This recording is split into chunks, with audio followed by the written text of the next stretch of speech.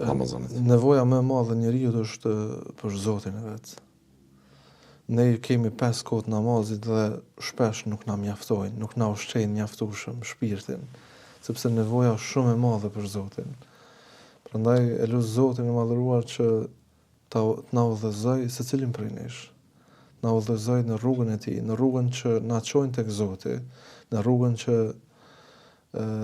i kontribuojnë unitetit ton, rehatis ton, stabilitetit ton, edhe individual, edhe familjar, edhe shoqëror, edhe shtetëror e kombëtar.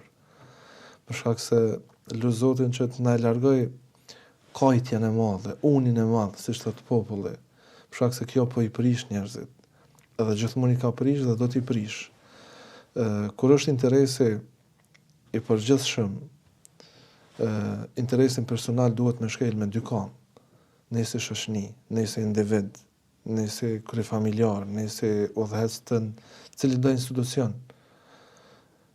Lakmia është shumë e rrezikshme.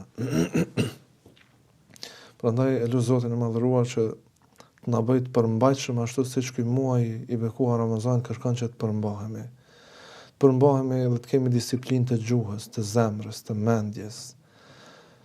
Të mendojmë para se të flasim, të mendojmë dhe të analizojmë para se të veprojmë. Mos t'ja dëshirojmë të tjetrit atë çfarë nuk e dëshirojmë për veten tonë, por gjithmonë t'ja dëshirojmë tjetrit atë që e dëshirojmë për veten. Dhe është i lutje mbi principet e një morali, po them ashtu, të ideuar, të ligjeruar dhe nga Korani, famlart, libri shenjtë, apo edhe nga libra tjerë ku predikohet një paqe më shumë, një detoksinim i mendjes së njerëzve, i asaj prirje për lakmie kështu me radhë.